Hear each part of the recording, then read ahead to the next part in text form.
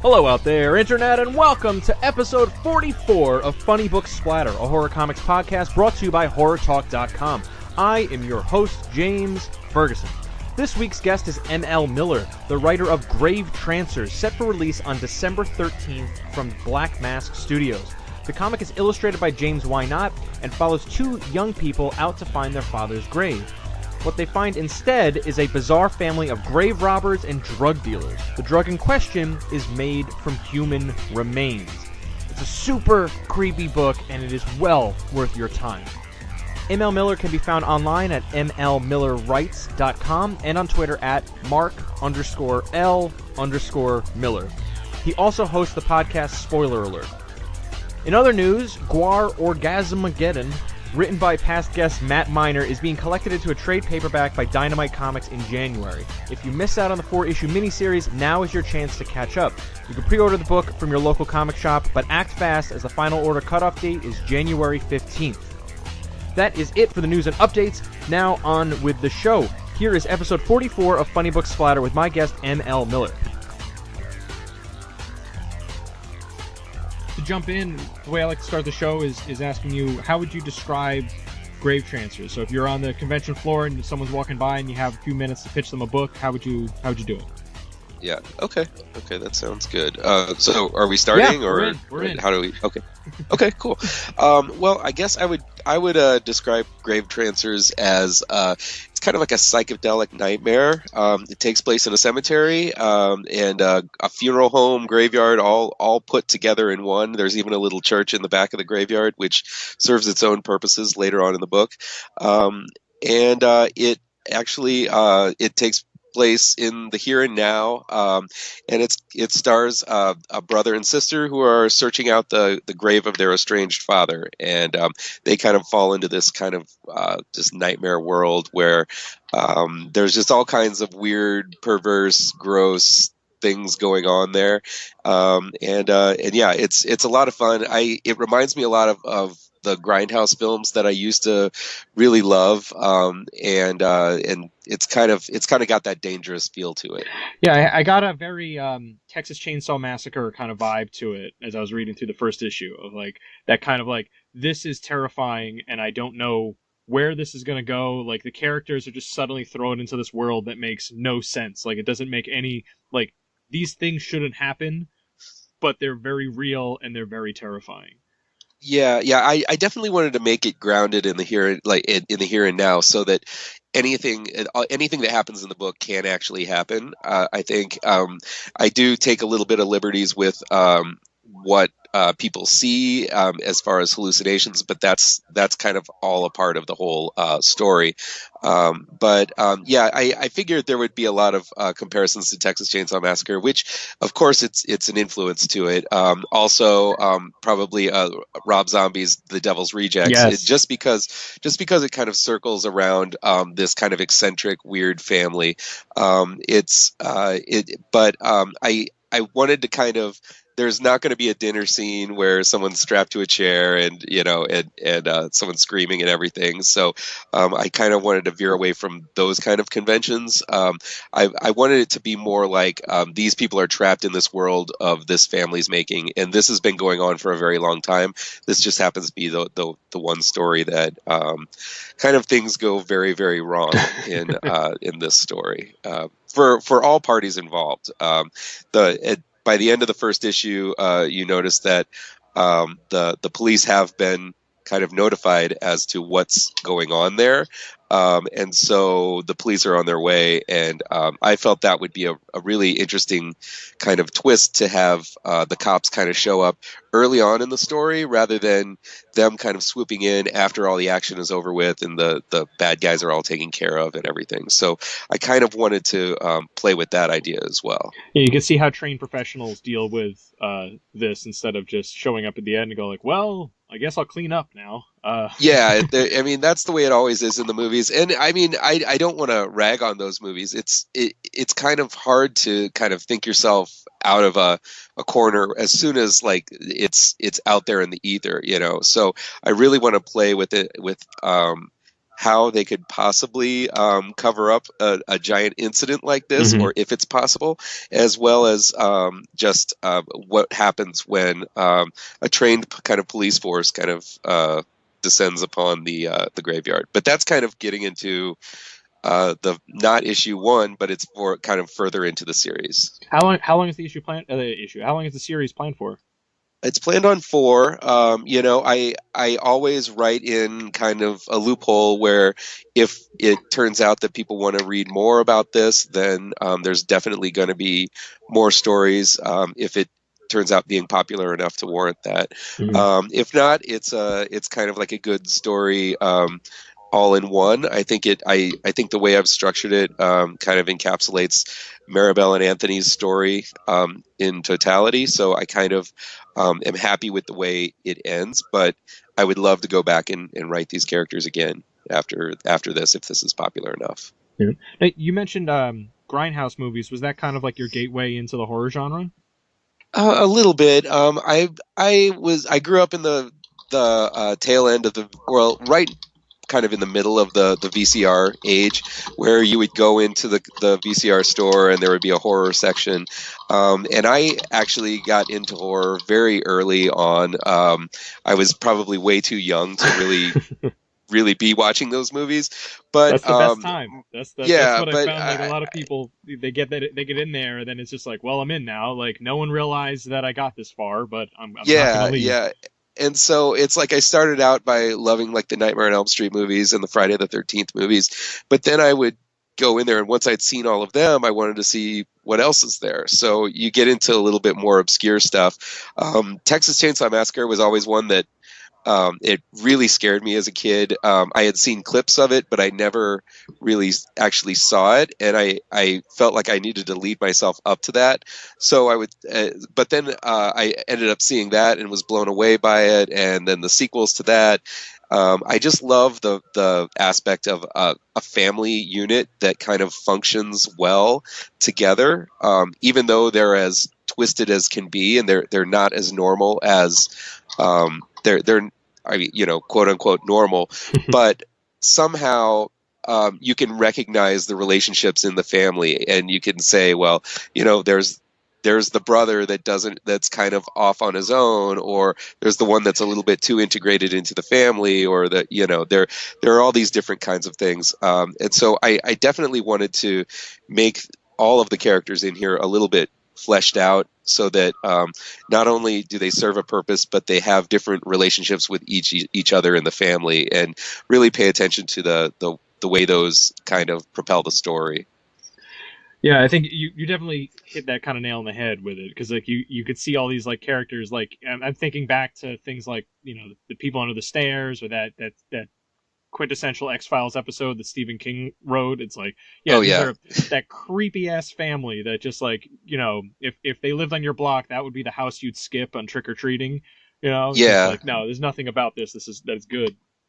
Yeah, but at the same time, Maribel and Anthony, they're kind of outcasts themselves. Maribel is a recovering alcoholic and a drug addict, and so she has gone through the program, and that kind of shows up really early on.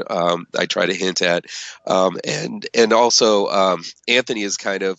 They both live kind of like a alternative lifestyle. They're most likely, bartenders, or people who kind of work at night. They're a little bit more, I wouldn't say they're emo, but they're definitely a little bit more comfortable at night anyway. And I tried to signify that by just the clothing that they wear, by the way they talk to each other, the comfortability they have with each other, as well as there's a line in there where Maribel is kind of judging these people as they drive up into this graveyard, and Anthony kind of tells her, "Well, you hate it when people judge you, so let's not judge them." Even though those initial instincts were pretty much on the nose.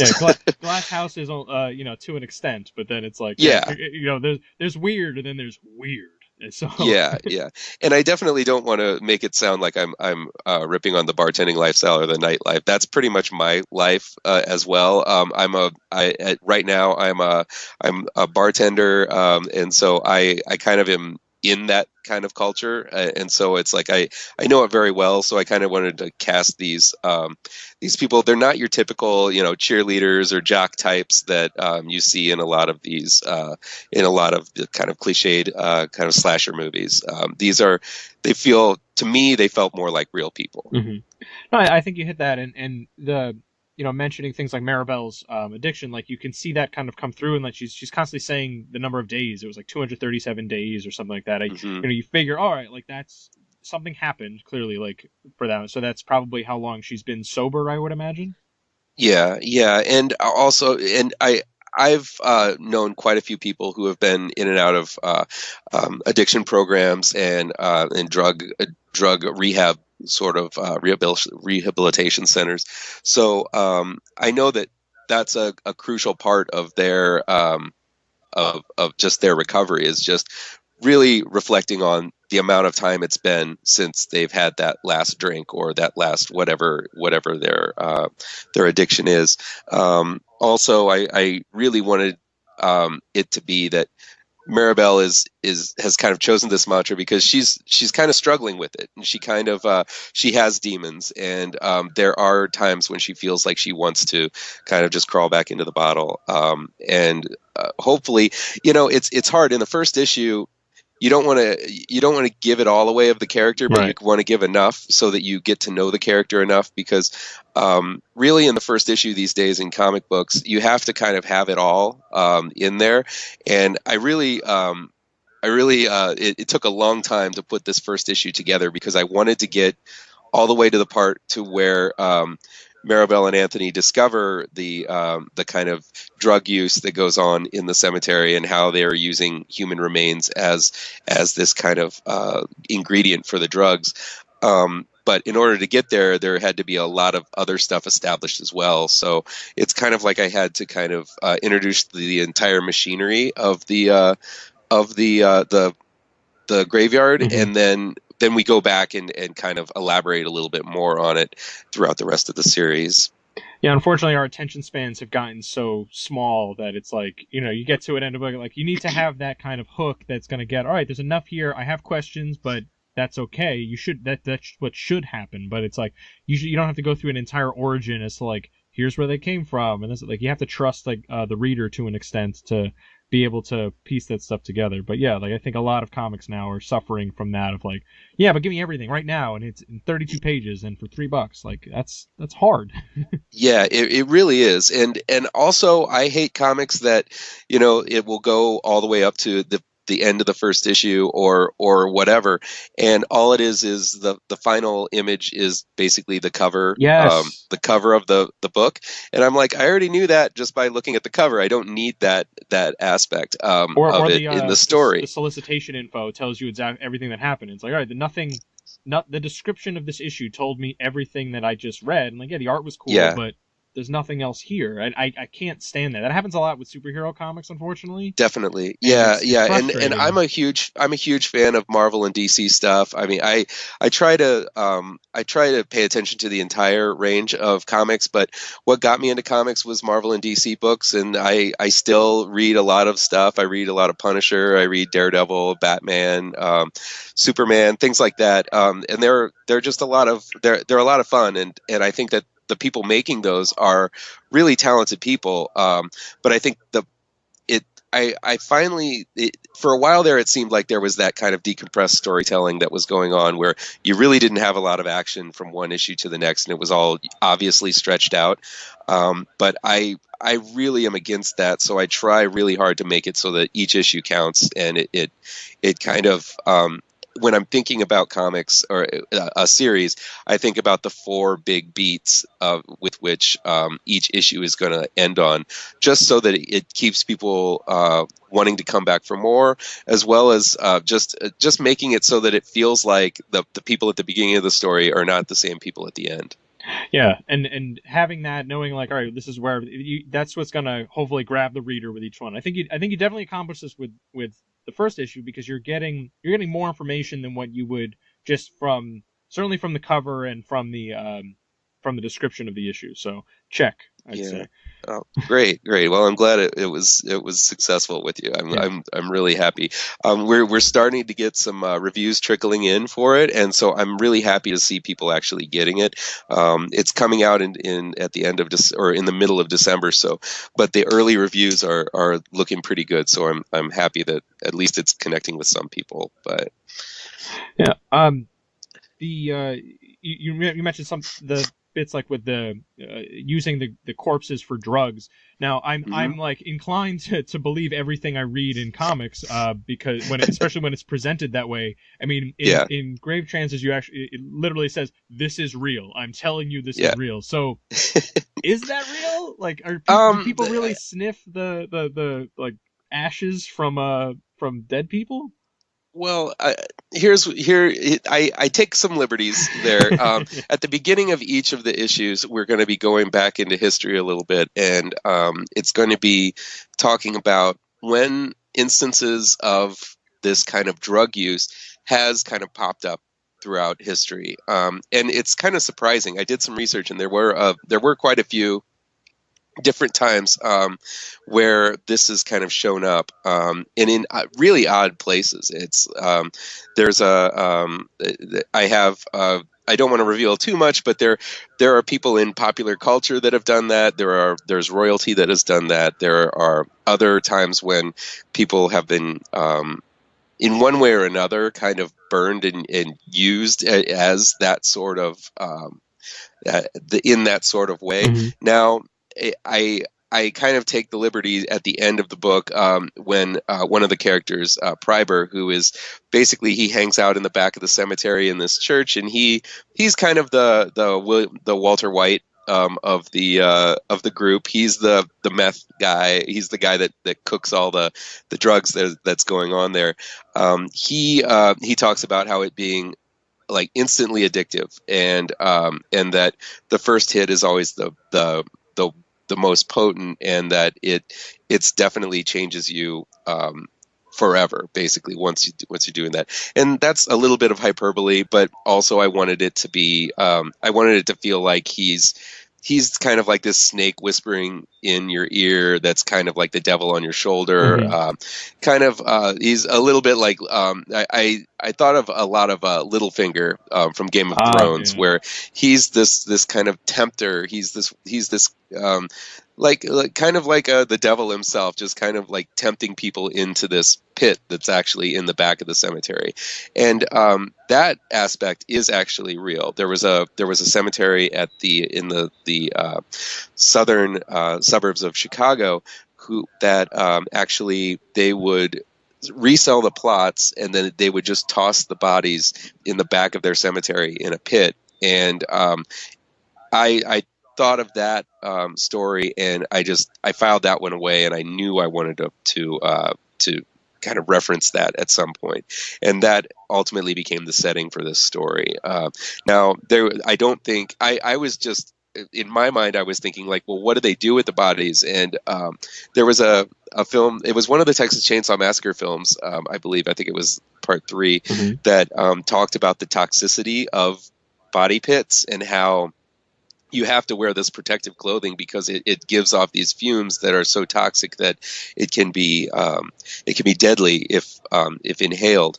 But and then I was also talking with one of my friends who had been through a drug rehab program, and he had said that he had talked to people in there who would just smoke the craziest of things just because they would get some type of toxic fumes. And so, all of that was swirling around in my head, and I just thought that sounds like the perfect solution to these bodies piling up all through the years in the back of this cemetery would be to use the parts as something. And I didn't want to do the old cannibal route. I think that has it hasn't played out, but I mean, I've seen that story before. But I think using the human remains as drugs, I think that was something that I'd never really seen much of before. So I thought I would do that little twist on it, I guess. So so there's a hint of truth in there. Yeah, but but I feel like a lot of comics, well, not a lot. I feel like there's a chunk of them that do that, kind of throw out these facts, and I'm like, well, I Yeah. read it in a comic. Like, I mean, it is fiction, but like at the same time, like, did they base it around this? Like, I'm Yeah. very curious. Yeah. I mean, all of those stories. I mean, at the beginning of the story, you can look up these tales, and you can see that there are hints of all of this in hints of truths in all of that stuff. The thing is, this is happening within the universe. The person talking is in the universe, and I'm kind of playing around with that.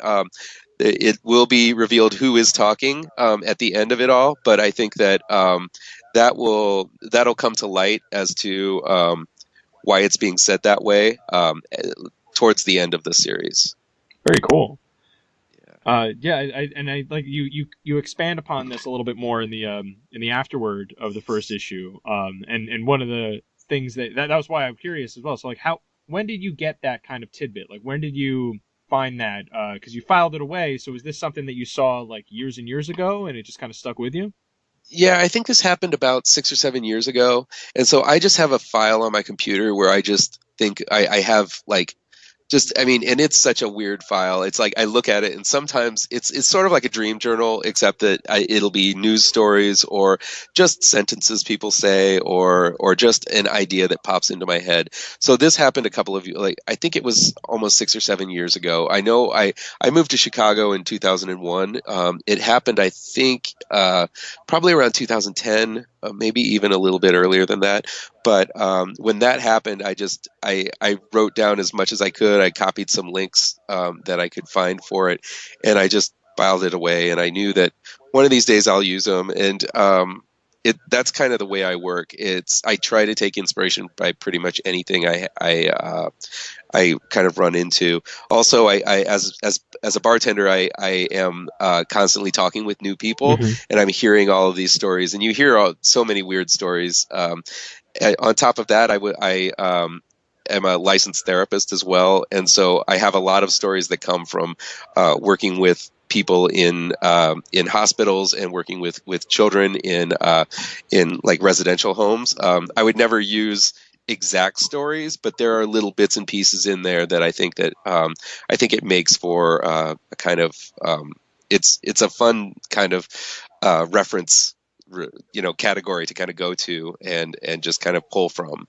So this file is it would be interesting to kind of show that to people and just to see what they thought of it, although they would probably commit me or something from that, because there's some twisted stuff in there. It's one of those things like people are worried about, like, oh, when I die, clear my browsing history. You're probably like, exactly. Make sure to delete that weird file.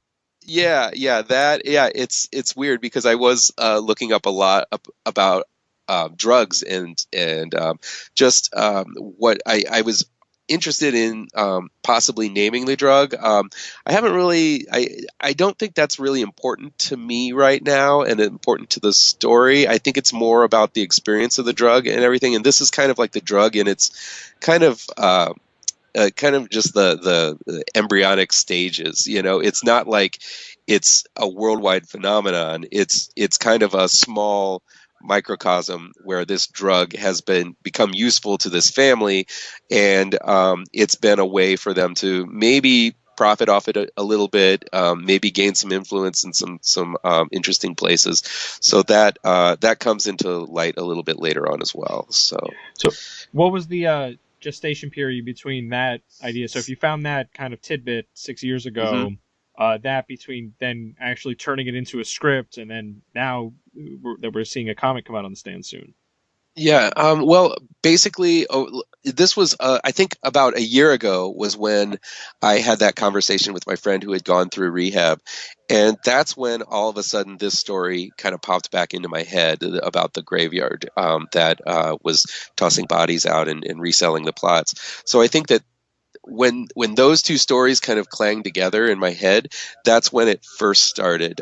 So then I had a conversation with the publisher of Black Mask Studios, Matt Pizzolo, and we kind of banged around some ideas. I had finished up one of my projects called Pirouette Mhm. with them, and then I wanted to kind of do something else with them because I do really love that company. I've been friends with Matt for a very long time, and I've seen the company grow from selling just a couple hundred books to now they're becoming a really big name in the industry, and Definitely. I'm so happy to see that growth, especially for Matt Pizzolo, because he's worked so hard in putting that whole company together.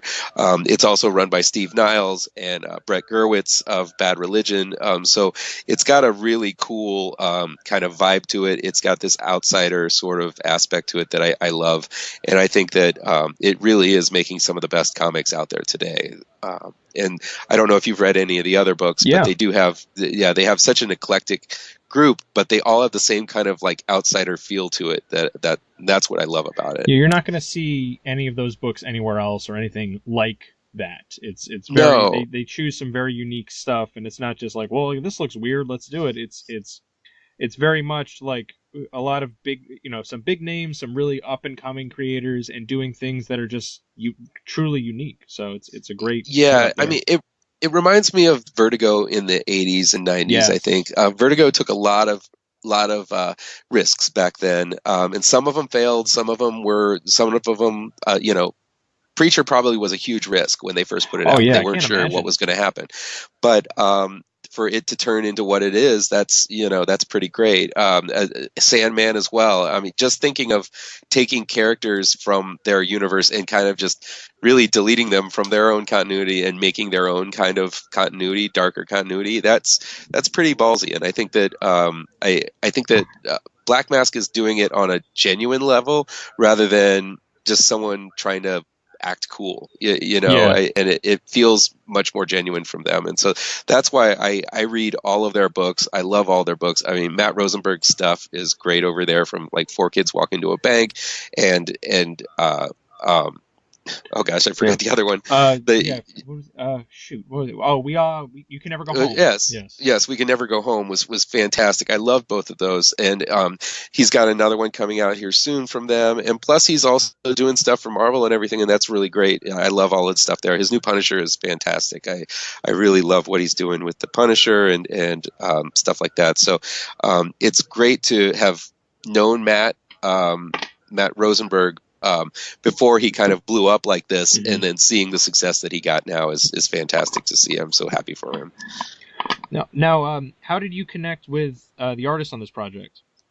I was kind of looking around. I have like on my Facebook page. I always have my eyes out for new art. I'm looking for new artists. So I'm just kind of browsing different places and Deviant Art. I'm looking all over the place just to see unique styles. And James Whynot's style is definitely unique. It's got this weird kind of, for me, it reminds me a lot of, a little bit of Richard Corbin, Yes, I can see although that. he's much more heavy on the inks than Richard Corbin is. But I like that kind of. It's almost a surreal kind of. I mean, his human characters, they all have all the right parts in the right places, but there's just a oddness to it, and I like that. And I think too many horror comics, not now, but in the past, I think that they go the more traditional route of telling of the artwork, and I think that sometimes I don't think that that's the best suited for a horror story. Hmm. I loved art by Ted McKeever and Ben Templesmith and Menton Three and guys like that. Those were the artists that I really liked. Ashley Wood, all of those guys were really just fantastic artists who didn't have that traditional comic book style, but I think that that's necessary for horror comics. I mean, you look at Bernie Wrightson's stuff, and it's fantastic. I love it, but it's definitely a horror. It's got a horror vibe to it, even though it's. But I mean, he does hyper detail, but I do think that there's a kind of a surreal way that he presents himself that really makes it that really made his artwork just stand out as kind of the ultimate in horror comics. And then you have guys like Kyle Holtz, Eric Powell. All of those guys have just this unique style to their stuff that puts it off a little bit, and so it feels more like a horror comic when you pick it up. So when I saw James's stuff, he did a comic called Bolts, and I saw pages from that, and I just loved his style. I loved his take on the human form, and I really loved the hyper, just all the detailed stuff that he has going on there. I just thought that would be a really cool way to do that. So I just kind of reached out to him on Facebook and asked if he was interested in this weird story. And we started talking, and then we started banging around ideas for character designs.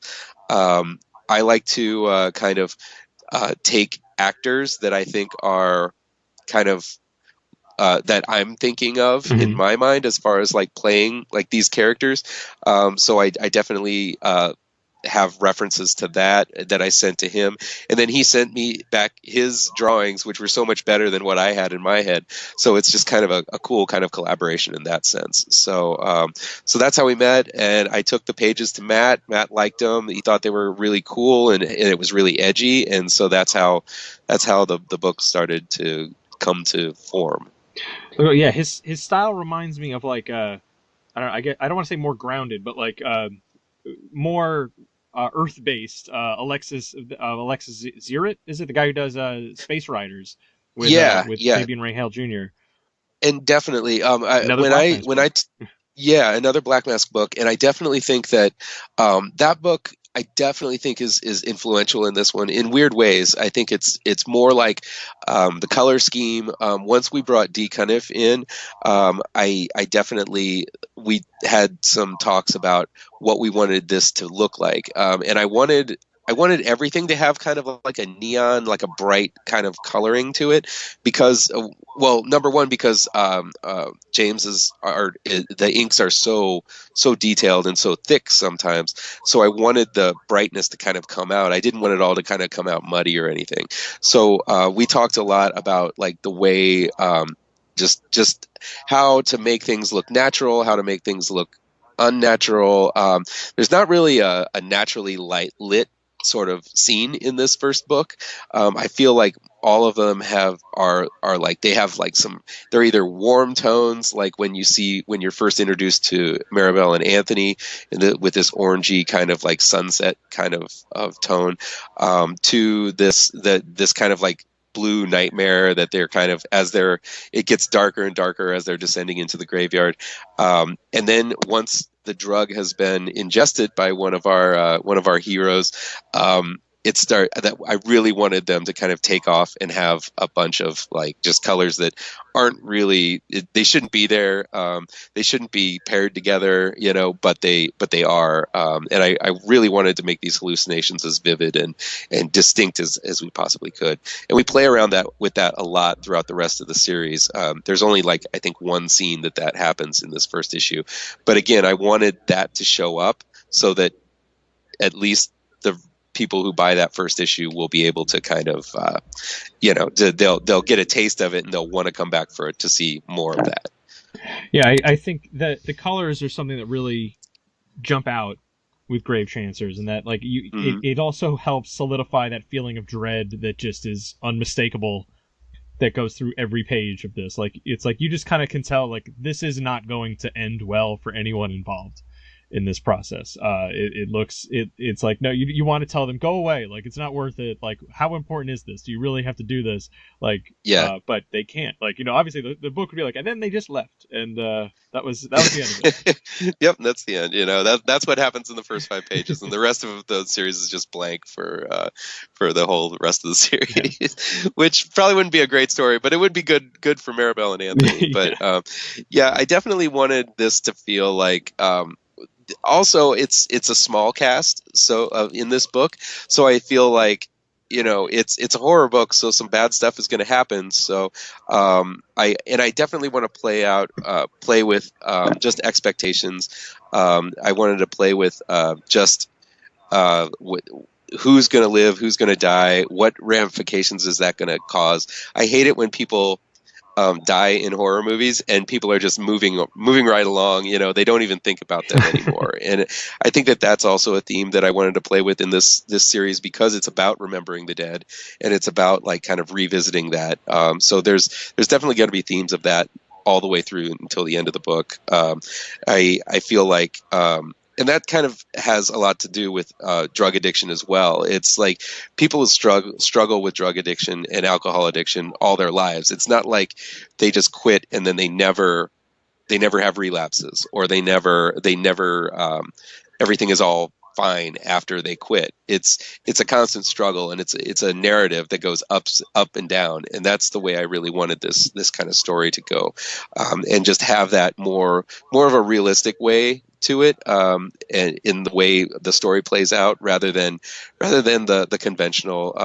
I used to work at Ain't It Cool News, and I still review comics, or I still review horror movies on my own site. And I've seen so many horror movies throughout the years, that convention is the one thing that kills a movie for me. It doesn't matter if it's a huge blockbuster or a tiny little film. If they have something that's new and interesting, and there's a new idea there, or a new twist, or just a new take on a old kind of standby, that's exciting to me. And so I wanted to put that in this book, and I wanted it to feel like, your expectations are all going to be kind of thrown out the window by the end of this series, I hope. Yeah, and I think you go into that a little in the afterword for the first issue too, explaining like it's like no one is safe. There's like no guarantee that anyone's going to get out of here alive, let alone in one piece. This is dark. It's you're some crazy shit's going to happen, and that's the way that this world is set up. Yeah.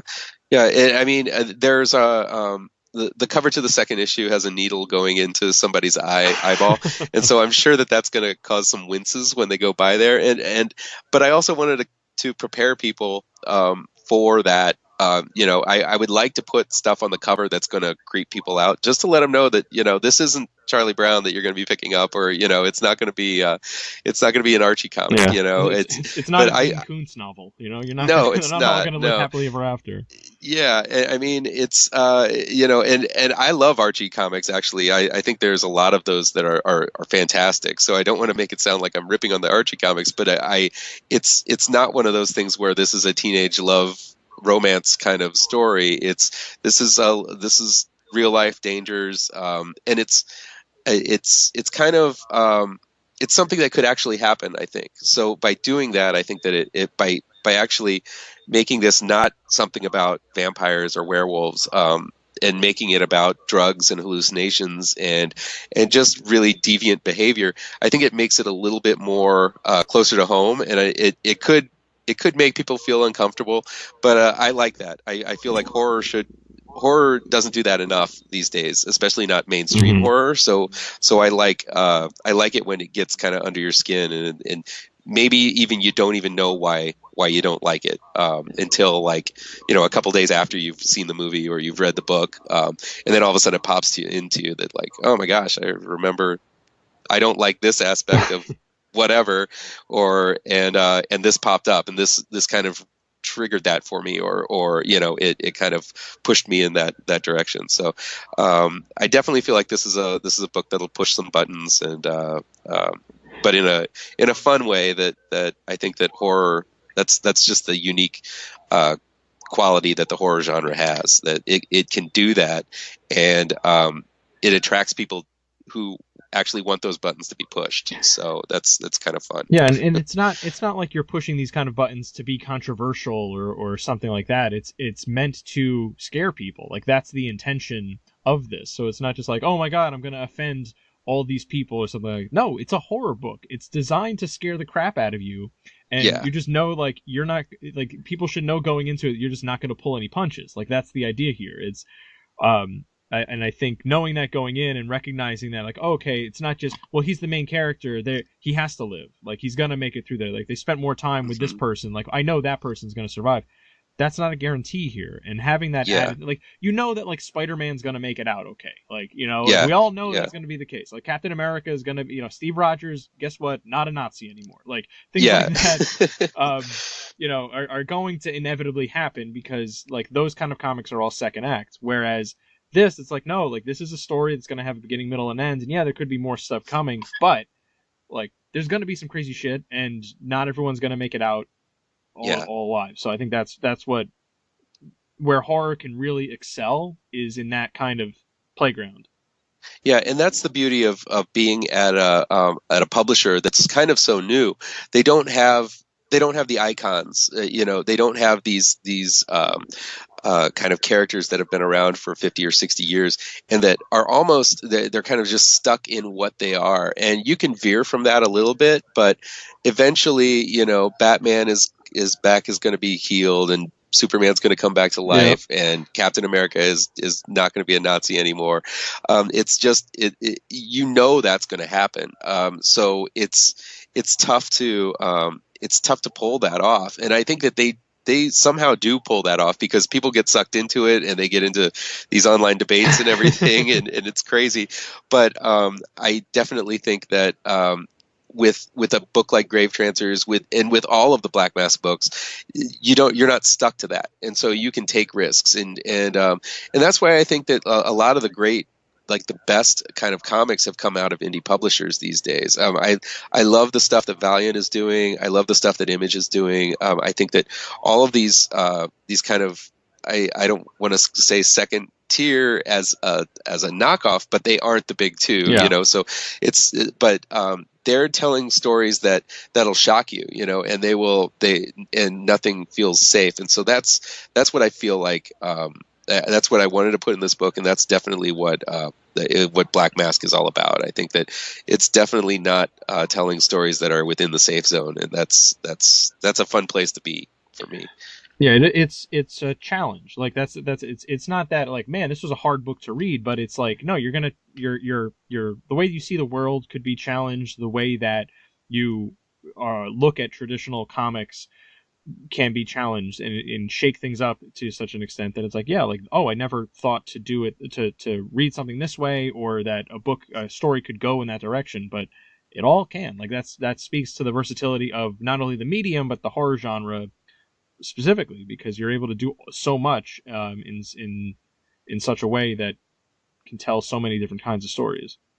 Definitely, yeah. And I mean, going back to the film, the kind of grindhouse inspiration for this, I do think that films like Last House on the Left, and there are a couple of other just kind of more obscure films that were more grindhousey, but even Hills Have Eyes, it was a film that really hit me because of the just the death of the father in that scene in The Hills Have Eyes. I don't know if you've remembered that in the original, but he's kind of trapped and being burned alive, and this is the person who was he was kind of the big star of the film. He was oh gosh, I forget his name, but he's the one that was leading them on this whole journey this whole time, and he gets killed in the first, like, within the first half of the movie, and then it's the rest of the family that has to stick together and fight this other kind of crazy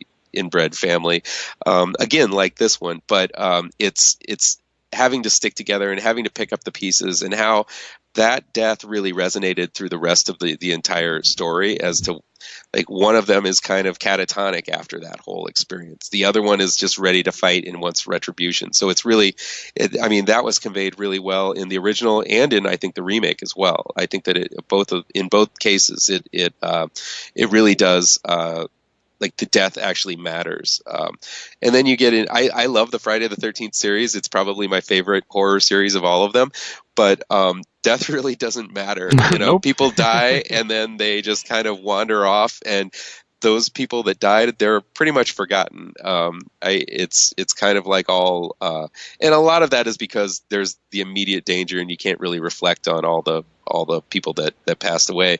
But at the same time, if I was out with a group of my friends and I saw one of my friends die, that would really affect me. And I think that I don't think that's delved into enough in these movies. Just the gravity and the weight of someone passing, and so I mean, it sounds morbid, but I think that it's also an interesting subject to kind of go into while you're in a story, because it's really feelings that haven't really been explored too much. Yeah, and I mean, in the case of Friday the 13th, if the people at Camp Crystal Lake stop to mourn every time someone died, they never get anything done. So it's tough in their position. But I agree with Friday the 13th, and I think going back to what I said before, like, look, there's a spot for stories like that for Friday the 13th where it's just like, all right, I want to see the weird, crazy ways that this slasher is going to murder people. Like, that's great. And I don't need to get into the ins and outs about like each of these characters. I just know, all right, that's the cheerleader, that's the jock. Like, I'm just going to go through it. But like then you have, and there's a spot for that, and it could still be really scary. And then you flip that coin, and well, it's like, here's a personal story where you're getting to know the characters, you get more involved in their lives, and the scares come at you from a different angle. So like you could see yourself in them, and suddenly it's like, oh shit, like this was really scary. Like, what would I do in that situation? And it reframes that in a very different light. Yeah, definitely. And I mean, I personally, in Texas Chainsaw Massacre, I was always interested in the family myself. I wanted to know like how they functioned. What I always ask this question, like, what happens on just a regular Tuesday in the Texas Chainsaw Massacre family when no teenagers kind of like happen into their property or anything. It's like, what's going on there? They've got to. It seemed like in that house that they had been there for quite a long time. Grandpa has been comfortably aging there in that chair for a long time, and so that to me is really interesting as far as like what made it so that this worked all this time, and why is it that this is the one that kind of throws the crowbar into the mix. And I try to get into that a little bit here as well, in this story as well, because this is a well-functioning machine, well-oiled machine that's going on here, and they have it.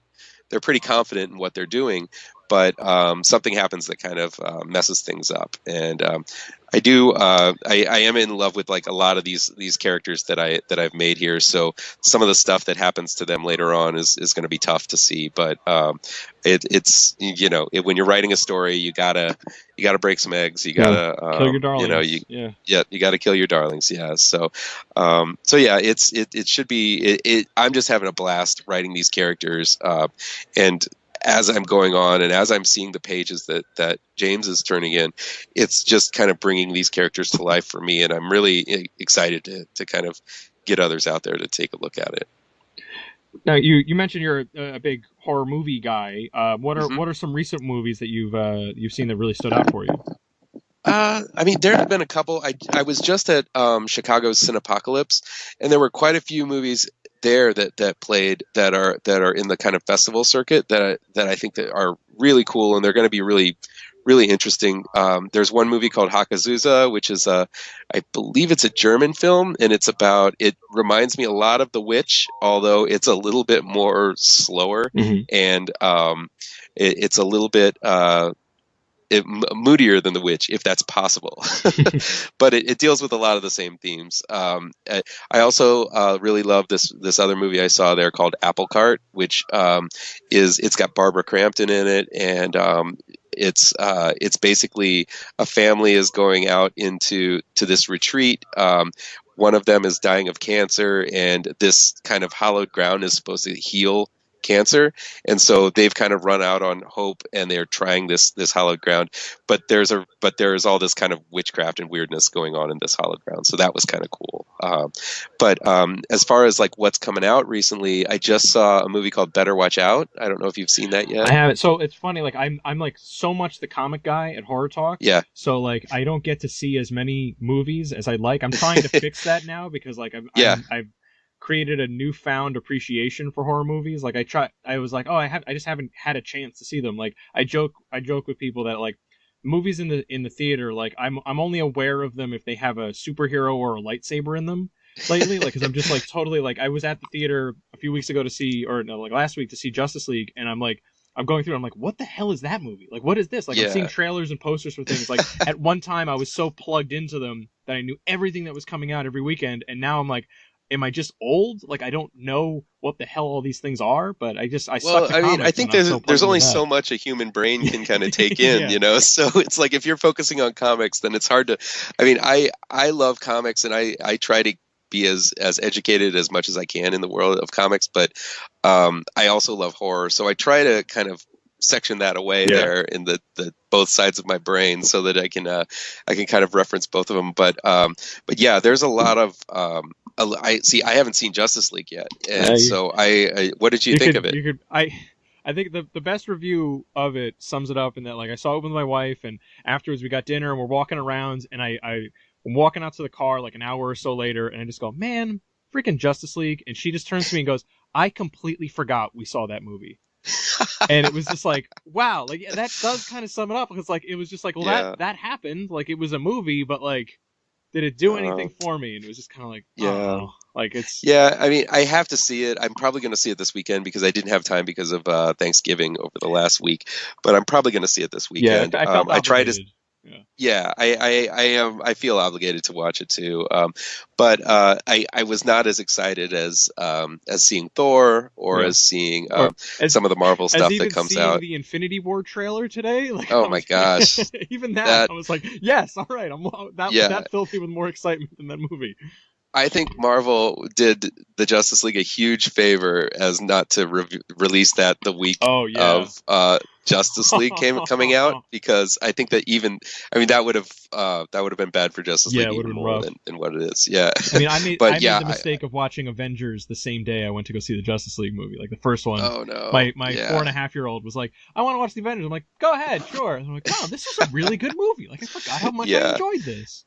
Yeah. I think that they've done a fantastic job with their films, and a lot of their books right now are really on par with that. I think that I just read the new Moon Knight comic that just came out, and I love that issue. And I think that Max Bemis is going to be doing some really. Is it Max Bemis? I don't know. No, I'm behind on Legacy. Like, Max Landis. It's Max okay. Landis. I think He did what is it, that Green Valley book for Image recently? That was really good. Yeah. Hold on. I have the comic right here. No, it's Max Bemis. Okay. Yeah, it is Max Bemis. Yeah, I'm still there. Yes, I'm behind on Legacy. Like, I got excited for Legacy because I'm like a lapsed Marvel reader, and I was like, oh, I'll jump into this. And then there's just so many of them that I like quickly fell behind. So I'm trying to like pick out some. I read the Dark Hawk book that came out today because I'm like a sucker for that character. And I was like, oh, this was fun. Like, this got me back into that like 90s mindset a bit, like without like, all right, here's a bunch of pouches and stuff like that. But yeah, I had no idea they were making a new Dark Hawk book. I'm gonna have to pick that up. It's just a one shot, unfortunately. Oh, okay. But the goal is, well, if it does well and they hear more, then they can. They left it very open ended that they could do a lot more with the character, and I hope to see more. Yeah, and I know that they did one with Silver Sable last week that I need to pick up too. So I used to be the guy that came in every Wednesday and picked up a load of books and everything, and it's just gotten to the point where, well, A, they're very expensive, but B, it's just that I just don't have the time to read it on top of and the time to just get into the store these days. Yeah. So it's tough, but yeah, I mean, I'm hoping for some downtime during Christmas so I can catch up on some books. Yeah, it's one of those things to like, oh, if I just like broke my leg, I could sit down and just read all of these things and catch up on all the movies and podcasts and comics I have to get through, which is easier said than done. Well, yeah, Netflix and everything. It's like there's so many things that I want to catch up on that I still do the horror movie reviews every week at my site. You can plug it. Go ahead. Okay, it's mlmillerwrites.com, and it's just it's just my own little blog. I write a couple of I do probably around maybe 10 reviews a week, and then I also have the guys that I used to work with at Ain't It Cool News who do the comic reviews. They do their own comic reviews, and then we have a couple podcasts that go up there. So it's a little network of a little cog of stuff that it's all geek related and genre related. But I don't do any comic reviews anymore, just simply because I'm in the industry now a little bit more, and I don't want it to ethically clog up things. You know? And I guess it could be weird if you're reviewing something that ends up being similar to something you're working on, because then it you don't want that influencing something, I guess. Exactly. Yeah, and I always run into that. I saw today there was a release today from Sci-Fi that actually there's a new book or I'm sorry, a new series coming out from them called I believe it's called Superstition, Mm-hmm. and it stars Mario Van Peebles, and I guess it's probably produced and I don't know if it's directed by him, but he's a pretty influential guy there. But it all takes place at a funeral home, and I was like, and it's got like. And it's this town in, I guess it's in Georgia that basically it takes place in a funeral home, and the whole town has a bunch of secrets and everything. And I read that, and I was like, oh no, is this too close to this? There's also a comic called Gravedancers Union that came out from Gravediggers Union, yeah. Gravediggers Union, yeah. Yeah, and that came out last month, and so I'm like, there's a lot of stuff going on, but it's just one of those things. It's the Zeitgeist that you can't predict any of that stuff. Yeah. It's just I just think that once some idea gets out there, there are going to be a lot of different twists on it and everything, but at least none of them are using human remains as drugs yet, as far as I know. So I get that. But if Sci-Fi starts putting that in the show, then we know where they got the idea from. Yes, so. Yes, I got my eye on you, Sci-Fi.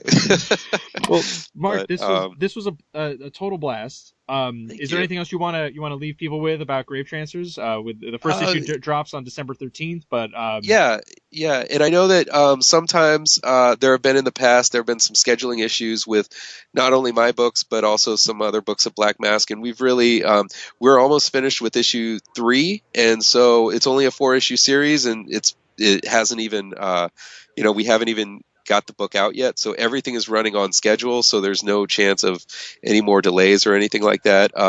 We originally were supposed to be having this out at the beginning of September, but the problem was that one of the big problems was that the hurricane hit Florida, and James, my artist, lives in Florida, and that was pretty. It hit him pretty badly, so we had to kind of delay the book.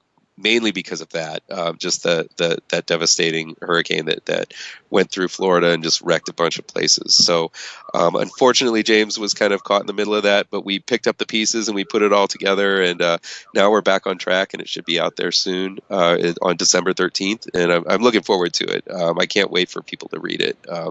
And also in the back of the book, we have a preview to a book that a lot of people have been asking me about. We put out the first issue of Pirouette a couple of years ago, and the problem was another just weird series of events kind of got that book off schedule, but it's been finished, and we're collecting it all into a trade. So people who have been emailing me nonstop for the last couple of years as to when Pirouette's coming out, it is coming out in 2018, hopefully the spring of 2018. So hopefully that will finally come out. That's a story about it's another horror story set in a circus, and that again has a lot of Grindhouse influence, like the Funhouse and Something Wicked This Way Comes, things like that. But it focuses on a clown who is trying to escape the circus rather than someone trying to run away to the circus. So it's a little bit more it's got a little bit of a Carnival feel to it a little bit, but it's without the supernatural stuff again. Yeah, so. I'm one of the people that have been asking you about that too. I reviewed the first issue way back when, so I was like, oh, this is cool. I can't wait to see more of this. And then so I'm looking forward to that wrapping up then. There were some unfortunate things that happened during that, just the schedule, and it was out of my hands. It was out of my artist's hands. It was just really, acts of God that kind of made it so that didn't come out on time. And so I go back to my hometown. I actually set it in my hometown, the story. And so every time I go back into my hometown, all the people in the comic shop there, and even people that I didn't even know read comics, come up to me and ask me about that book. So finally it will be coming out, and so I'm very happy for that to come out too. So that's great. And we can look should be fun. It'll 2018. Yeah, it'll be a fun year. So hopefully as soon as Gravetrancers is finished, that book will be coming out soon after that. So hopefully it'll all be coming out at once, I guess. So awesome. That'll be good. And aside from mlwillerwrites.com, what are the best places that people can find you online? Or is that the best spot? that's one of the best places, at least, to find out like what's going on. I'm going to start posting Gravetrancers stuff there as well, like previews and things like that, or little just behind the scenes kind of snippets, just for people who are curious about the book. I'm also on Twitter at Mark_L_Miller, and so I'm there. You can also, I mean, I'm on a podcast called Spoiler Alert, and you can find me that on ML Miller Writes if you like my voice and you want to hear more of me goofing off with a bunch of other guys about comics, I guess. Great. So, Mark, this has been an absolute blast. Really fun chatting with you about this. Again, Gravetrancers #1 drops so far on December 13th, but yes. I think that about does it then for this episode of Funny Book Splatter. I have been James Ferguson with my guest, ML Miller. You've been listening to Funny Book Splatter, a horror comics podcast brought to you by HorrorTalk.com. We've been bringing you the best in horror since 2002. In addition to comics, we cover movies, TV shows, books, and video games. We've got news, reviews, guest features, interviews, unboxing videos, and much more. Be sure to sign up to Steve's Deals newsletter to increase your horror collection without breaking the bank. Check us out at HorrorTalk.com and at HorrorTalk on Twitter.